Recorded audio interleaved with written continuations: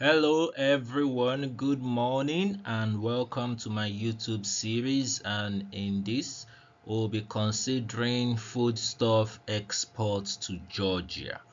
Foodstuff exports to Georgia in Europe. My name is Toby Daly and I'm the author of A to Z of Mini Exporting. Foodstuff exports to Georgia, the country in Europe, not the state that is popular in the United States. So this class is to be a strategic guide for Nigerian exporters or prospective exporters looking to break into the Georgian market in Europe. So this presentation offers an in-depth look into Georgia's market dynamics, regulatory environments, and opportunities for Nigerian foodstuff exporters. So by the end of this class, you are supposed to have a fundamental knowledge of what to do and how to go about it if you want to export to Georgia as a country. If you have been looking into that area of Europe, balances between Europe and Asia. So that's a country that you can export to, and this class will give you basic knowledge of what you need to do and how to go about it.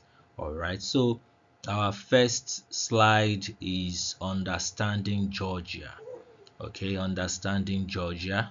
So what is Georgia all about? So geographical position: Georgia is located at the crossroads of Eastern Europe and Western Asia. Eastern Europe and Western Asia. So meaning that Georgia, as a name, when you hear it, you might first confuse it with what you know in the United States, which is Atlanta, Georgia. So this is a country in Europe. All right, not really in the European Union. It's not, I don't think it has been admitted into the European Union yet, but it shares, uh, let me say, border with the eastern part of Europe and the western part of Asia, and it is bordered by Russia, Turkey, Armenia, and Azerbaijan.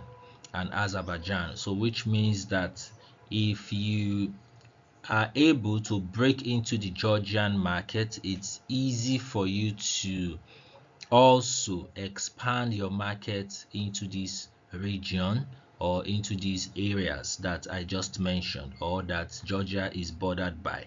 Okay, so the capital of Georgia is Tbilisi. Tbilisi. The population of Georgia is approximately 3.7 million people as of January 2025. Okay, so they operate a unitary parliament republic and it's an upper middle income economy. It's an upper middle income economy. So as a Nigerian, as an African, and you are looking to export maybe Nigerian foodstuffs or African foodstuff to Georgia, so it's a the kind of people, or let me say the population living in this country can afford to buy the products or the commodities you are going to be moving there. So that's what the economic classification of the country tells you. Okay, so the economic overview of the country. So as of 2023, the nominal GDP is $35.35 billion, which shows you the what they are able to trade, to get, to buy in export and import. All right, so their GDP growth rate is 5.1%. It increased by 5.1% in 2023. The inflation rate is 2.6% in increase. All right, that's as at 2024. So their population is not jumping up fast that much. So it is a country that it is not as populated as what we know or what we are used to in Africa, all right, or let me say in Nigeria. So the unemployment rate is 16.4% in 2023, 16.4%. So key sectors that work in this country, the services, so it takes the bulk of it, industry followed by industry and followed by agriculture. So this also gives you some key insights into the economic activities of this country, that services take the bulk, agriculture just taking 6%, which means they are going to be importing, doing lots of importation of food, okay, lots of importation of food products and what have you. If you meet the standard of this country, you can take advantage of it as a Nigerian or an African that wants to, be exporting to Georgia. Okay, so trade relations, we have EU association agreement since 2020, since 2014, facilitating free trade with EU countries. Like I said earlier on, that I don't think the country has been admitted into the European Union yet, but that's but they have free trade arrangements with European Union countries. So their major exporting partners is China, Azerbaijan, Russia, Armenia, Turkey. Those are um, neighboring countries that are close to their borders. Okay, those are the uh, major partners they export to. So why their major import partners is Turkey. Turkey is very close. Russia, China, USA, and EU countries. Okay, so lots of their food and foodstuffs come from Turkey and other EU countries that are close to them, and if possibly this market is something that you can also break into. So but in this class we are going to be looking at several things that you can do to break into this market, how the process, what is needed, and what you are supposed to know to get this done. So if you look at Nigeria Georgia trade dynamics, you have the trade volume, why specific figures are limited between Nigeria and Georgia. It's still a growing thing. Like there are some exporters, for instance, who ship foodstuffs to Georgia, to African stores in Georgia, to individuals in Georgia who are involved in selling Nigerian foodstuffs, okay, or African foodstuffs, both raw foodstuff, finished or semi-processed foodstuffs. So there are people like that who do that from here, but it's still not so. The volume is still little. It's still little that it's not yet really a global figure that can be penned down. All right. So, but there are at least about 50 to 200 tons of foodstuff products going into this country at each shipment. Let me say like quarterly, that is going into this country from Nigeria. Okay, so key Nigerian exports to Georgia is crude oil, cocoa, and other agricultural products. But in this class, we are looking at foodstuff. We are looking at foodstuff. So, and we are still going to look at who will be selling to, or who Nigerians sell to in Georgia. Opportunities are the rising demand for diverse food products in Georgia. This is an opportunity for Nigerian exporters, and also Georgia as a country cannot say there is no increase in the number of Nigerians that are living in Georgia. Okay, so the number of Nigerians also living in Georgia also presents a fact as to why the demand for Nigerian food is also increasing.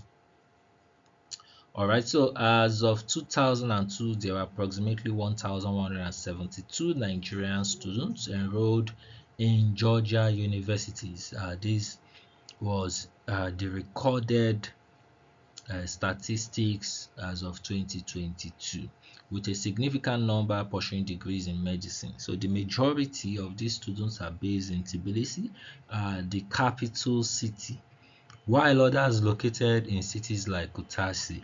Okay, so these Nigerians are also increasing because I know for some that they are getting married, giving birth.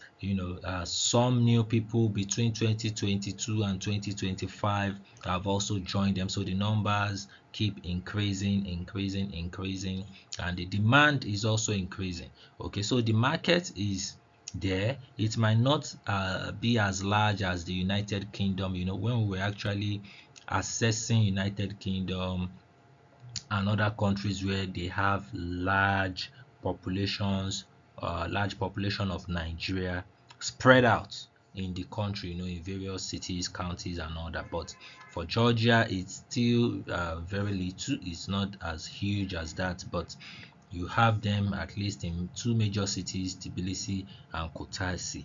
Okay, so now primary fields of study of Nigerian students over there is medical programs, reflecting the country's reputation for affordable and quality medical education. So these Nigerians over there too, they are looking for Nigerian food stores, they are looking for African food stores, so they want to eat Nigerian food and all that. So if you look at the stats we've checked now, you can do your survey. This can give you a basic idea into what you should choose, why you should choose to export here or search for market here.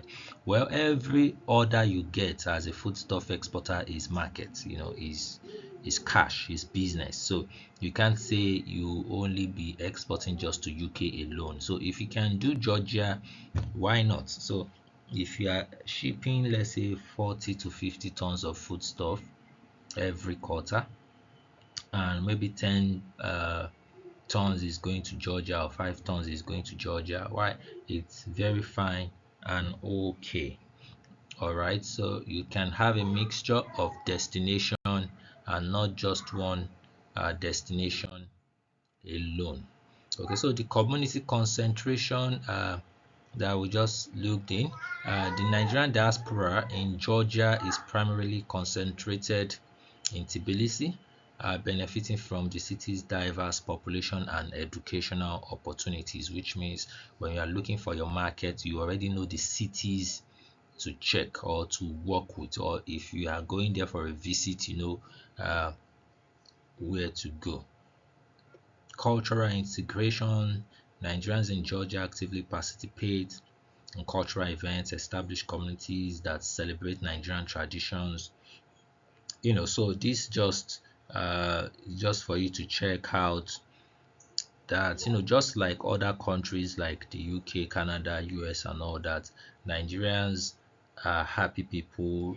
We celebrate, we're out there partying, playing, catching fun, and all that. And so we'll need things like food items, like foodstuffs, like uh, textile, fashion, clothing, wares, or what have you in Nigeria. So it's going to be needed from Nigeria. It's going to be needed from Nigeria, and that's why they'll have to order for it or request or demand, from whoever they are able to. So you have to just position yourself rightly. You have to position yourself strategically, online and offline. So the presence of Nigerian students and professionals contributes to the local economy through tuition fees. Okay, those are not things. Okay, while also promoting bilateral relations between Nigeria and Georgia. Okay, between Nigeria and Georgia. So some other data or information I also want us to look at is the landscape in Georgia. If you look at the agricultural contribution, of their, to from agriculture to Georgia's GDP is 6%. Employment is approximately 39.9% of the workforce that is employed in agriculture.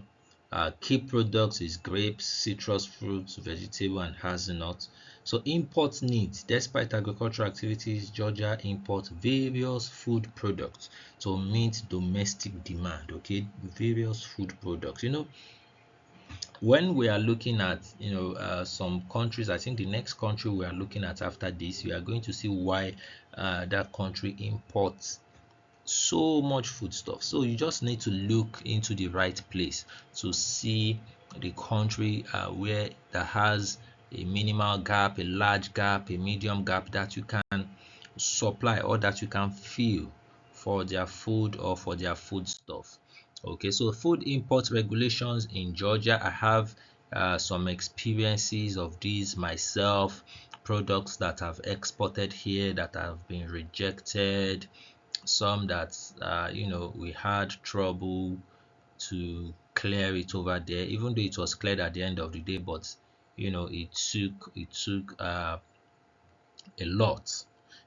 So that's just one of the reasons why classes like this are very important if you are just stepping out into the export business, or if you are just stepping out into the foodstuff export business. So the regulatory body over there is National Food Agency of Georgia. Import requirements, you need your documentation. Okay, so some of the things that will be checked are if you are, so let me quickly break it down this way. If you are exporting the via your container, maybe you are doing 20 feet container of food stuff or 40 feet container of food stuff. What the customs over there want to see is your phyto, they want to see your that the phyto is for plants.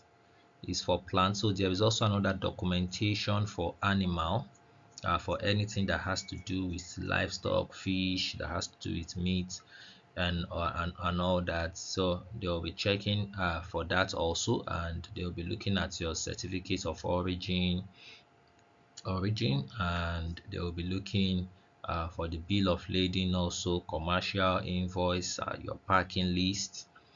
So your packing list is actually very important over there, because whatever you list in your packing list, it must be the same in the container. Once there is one mistake or one error as to what is inside the container when it's compared to what is in your packing list, if it's not tallied or if it's not reflecting, the customs over there will just have to bring out everything. And when I say bring out everything, they are going to remove all the items inside the container and count everything one after the other. So most times you don't want that to happen, and when you don't want that to happen, you make sure that in order for your buyer, the person who is buying from you, so that the person doesn't encounter troubles over there, you want to make sure that that person has a very smooth process in clearing the goods over there. So there's also quarantine certificate. The quarantine certificate is the one that has to do with anything fish, anything meat, and all that. So we call it aquatic. Yes, we call it aquatic. So you want to make sure your aquatic is also there. The aquatic certificate is also there, covering for all that. Apart from aquatic, there's also another quarantine certificate for plants. Okay, so you want to make sure that's there also. All right, so inspection, physical and documentary checks at entry points. Yes, it will be checked at the ports over there. One of the things that will also be checked in terms of inspections is making sure that what you are importing into their country, or what is being imported into their country at their own port, is good. Okay, so it is good in the sense that it's not like when the container is opened, then there are flies, there are insects, there are ants, so you must make sure there is neatness in what you are actually loading into the container. You want to fumigate that container before loading. Fumigate it before loading. If possible, you can use some extra uh, chemicals just to prevent anything like flies, like insects, like ants or rats or roaches from growing, or from surviving inside that container. Okay, you want to make sure that happens, and there are ways that I won't be mentioning in this class that you can make sure to use to process or to take care of your fish, of your melon, of your beans, of your all these commodity or products, so as to make sure that it's up to par with them. And also, when I just mentioned beans, so I just remembered there are several times that I've exported beans here and the beans was rejected, even though there was no insect there was nothing, but just maybe maybe few of the beans has holes inside it. So you must make sure the beans you are exporting is sorted and has no holes inside it, because once there is holes, it might be rejected. Okay, so compliance, adherence to food safety and food standards. All right, adherence to food safety and food standards, and you also and hygiene standards, and you also want to make sure for all your products they are labeled properly labeled. Okay, properly labeled. And also you might have to use translation. You might have to translate some of those labels to their own language. All right, so now high risk product, meat, dairy and certain processed food may require additional certifications. Okay, so there are some products that we usually discourage foodstuff exporters from Nigeria and Africa to export to EU countries, or countries like Georgia. One of it is dairy, and there is reason for that. Anything meat, dairy, chicken, it's actually good not to add those into your export foodstuff into your portfolio. Okay, all right. So labeling requirement. Okay, language or labels must be in Georgian. All right, so if your label is in English, just try as much as possible to translate it on the side. So if this is melon, for instance, you also have to make sure that on your label where you put that melon, by the side you also write it in Georgian.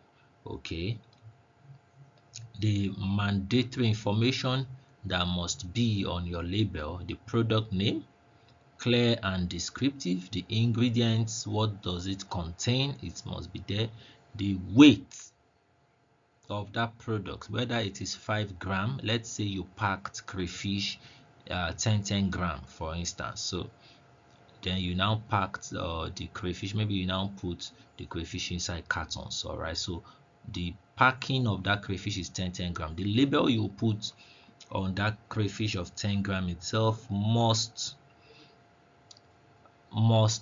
carry 10 gram as its weight. And by the time you pack it inside carton, let's say your carton is now maybe 1 kilogram, maybe you have 100 of that, 1000 of that inside one carton, that now makes 1 kilogram. You also label that carton. Okay, so manufacturer details, country of origin, expiration date. Expiration date is very important. So even if you are not putting the date, your goods was manufactured, or your products, or when you manufactured your product. But the expiry date is very important. It must be there, okay, else the goods might be rejected. Storage conditions, e.g., keep refrigerated or store in a cool, dry place. Okay, so you need to put that the allergen declaration in case there are allergens. And like I said, food products such as eggs, milk, cheese, dairy, chicken products, try as much as possible to do away with it for any destination overseas. Okay, so packaging standard, materials, food grade, non-toxic, and compliant with safety standards. Okay, there is something I actually did not mention. Let me see if I can just quickly mention that. Concerning so what we just concluded on discussing was about if you were actually exporting with container, okay, containerized export. But what if what you're exporting is not containerized, but it's via air freight? So let's say it's mini exporting, it's just small, maybe 10 kilogram, 50 kilogram, or less than a ton of food products. Okay, you want to make sure out on that slide, you want to make sure that you pick things like your labeling. Your labeling must be very, very good. The language, the Georgian language must be on your label. You want to make sure those two things are crucially importantly done. And also you want to make sure there is no insects, no roaches in your product. Okay, it's clean, the quality is there. All right, and finally, whatever document your air freight agent must do to make sure that your product gets there safely, you should make sure to do it. Okay, so that's just for air freight. So air freight is not as tasking as sea freight, although there has been complaints. The usual complaint is that uh, African exporters don't know how to package their goods well. Okay, they don't package the goods well. So you can make sure to do that very well, and that's why we are looking at packaging standards. So you want to use very good materials that are non-toxic, compliant with safety standards. When you enter into, let's say, like a customs room, maybe you want to collect your products and you see different products on a rack. It's very easy to know a product that comes from Nigeria, okay, because other products will be well packed, looking neat, but the Nigerian products won't be well packaged. Okay, so that is really important. So durability, packaging must withstand transportation and handling. Okay, so some of these people or customs or agents, they might just carry these goods and be throwing it up and down and all that. So you want to use a packaging that can withstand all this kind of handling. All right, then label placements, your label should be affixed securely and be legible, that is, should be readable. Okay, your label should be readable, and don't forget it has to be written in Georgian. In situations whereby the label is in English, make sure to write it in Georgian just beside the English so that it's translated, and any official over there that needs to look at, okay, what's this, will easily see that, oh, this is cassava flour, this is gari cassava flakes, it is not cocaine, there is no cocaine inside. So you need all these things to do them properly, to give the person over there who will be clearing the goods a smooth process. Okay, environmental considerations, encouragement of recyclable and eco-friendly packaging materials. Logistics and transportation. I spoke about air freight, I spoke about sea freight. So the air freight, that goes with your mini exporting, where you are not exporting large volume of products, while your sea freight goes with you exporting your containers, and has to do with large volume of export. So main entry points, their seaports, they have two, that's Poti and Batumi. Poti port is in Tbilisi, uh, or I think close to Tbilisi, yes. So the airports, we have Tbilisi International Airport. Transportation mode, sea freight for bulk shipment, air freight for perishable goods. Okay, sea freight for if you have like a shipment and the food stuff you want to ship is up to about 5 tons, it's better you use your container. If it's lesser than 1 ton, you can use air freight. Okay, so customs clearance, engage with experienced and custom brokers familiar with Georgian import procedures and all that. Well, you can leave that to your client if what you are shipping out is container, so your client can take care of that. Okay, so if what you are sending out is air freight, let's say you are sending pepper, soup ingredients, whether it's spices, it could be yam, it could be vegetables, plantain. These are things that I've shipped personally to Georgia. Okay, when we are talking about food stuff, raw food stuff, semi-processed food stuff, or processed foodstuffs. Okay, so if you are shipping air freight, it can get there within 72 hours. Yes, 72 hours. And if it's sea freight, it can get there in about 45 days. Okay, 45 days. It should get there, or even less than that, it should get there.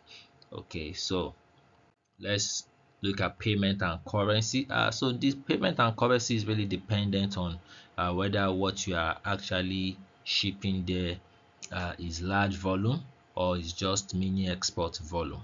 Okay, but their local currency over there is called the Georgian lari for short. Okay, so preferred transaction currency is USD, just as for most countries. When it concerns international trade, it has to do with United States dollars. Okay, so you can ask your buyer or the importer over there to pay you in USD. Okay, so that's for smooth exchange for you also in Nigeria, or whatever African country that you are operating from. All right, but if you are shipping with container, if you are using shipping with container, your payment method could be letter of credit, telegraphic transfer, and other secure payment systems. So but make sure that you are using a very good payment method that pays you at the end of the day, because it is one thing to make a shipment, it is one thing to execute your export contract, and it is another thing entirely to get paid for the work, all right, for the job. So don't fall victim of that. Now, market entry strategies. Do your market research. One of the things, like those statistics, those data, those information that we first read in the slides of this class. So you need to do your market research, understand consumer preference and demand trends. So there are some drinks that sell, for instance, if you are exporting foodstuffs to Georgia, for instance, and you are targeting the Nigerian commodity over there, there are some drinks that they buy. Okay, there are some alcoholic drinks that sells better than some. There are some herbal mixtures that sells more. So you want to consider all these things, you want to look at it. So make sure to do your research, call someone, talk to someone over there. You want to package this, you want to process this, is it going to sell? So that you know what to ship. Then partnerships, collaborate with local distributors and retailers in Georgia. One of those that you can really collaborate is the African food stores. Okay, the African food stores, you can collaborate with them, you can talk with owners of African food stores over there, and they can import from you. Then attend trade shows, participate in food and trade exhibitions in Georgia to showcase your products and to also get importers that will buy from you. Leverage e-commerce platforms and digital marketing. to reach Georgian consumers. So most times I actually encourage young and upstart foodstuff exporters to leverage e-commerce platforms and digital marketing. So that's the fastest way for you to break into any market across the world. All right, so that's one. And you can also consider their dietary habits over there, like what they eat, like what you can introduce to them, like what you can also process. In Nigeria, it doesn't mean you should be limited in your thinking. You can also, if you have been producing food products already, if you have been producing and manufacturing your own food products, okay, you can produce something that is tailored to people living in Georgia, okay, or that is tailored to Nigerians living in Georgia, just for them alone, just to target that market. So that is also something you can do. And don't forget, like I said at the beginning of this class, that you don't have to limit yourself, even in terms of geographical disposition. When you look at Georgia as a country, it's bordered by about 3-4 countries, and is at a crossroad between Asia and Europe. So you can attend or target all those markets together at the same time, but you can use Georgia as your foothold. All right. So religious practices, they're predominantly Orthodox Christians. So you just want to know that at the back of your mind. Then there's business etiquette. Personal relationships are valued, face-to-face meetings and trust building are important. And if you don't have that capacity for that right now, for face-to-face meetings and all that, make sure that you are professional in your communication in a way that allows or makes whoever wants to do business with you or transact business with you trust you. Okay. All right, so challenges that you might face or mitigation of risks. Stay updated with changes in import regulation and standard. Well, the good thing about Georgia is that it's not like United Kingdom that changes policy and regulations every day. Okay, so you might have things like, oh, we take in so products today, then tomorrow they are no longer taking the products. So it's not like that with Georgia. All right, so language barrier. Yes, language is a barrier because English is not their predominant language, is not their mother tongue in Georgia. So they have their own Georgian language. Market competition.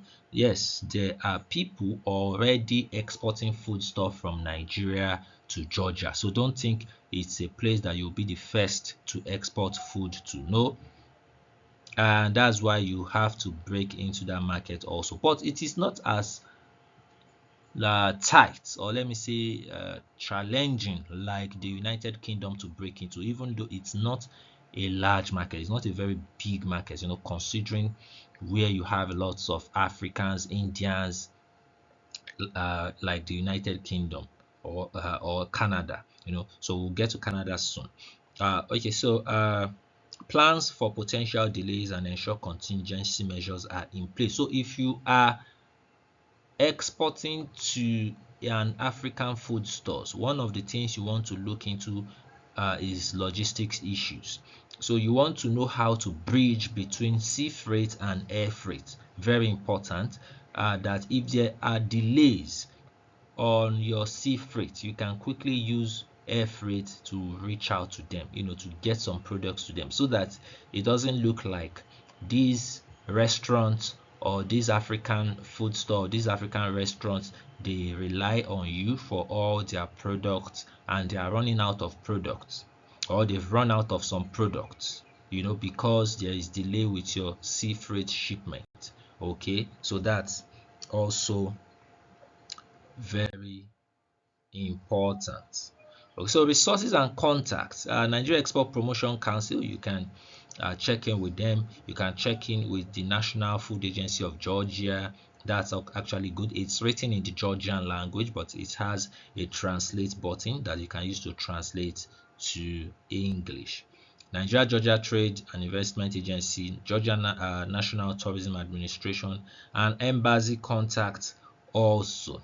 Even though as an upstart Nigerian exporter, I'll advise you not to really rely on these, but to try as much as possible to get in touch with someone that has personal experience in exporting to these areas or these countries. It's better for you to get a practical knowledge or insights into these processes of the business. Okay, as you if you check, so what I've been teaching in this class, for instance, are not just theoretical, okay, but this is a route. This is a route I'm very familiar with. This is a route I've been shipping foodstuffs to for quite some years. Okay, for quite some years.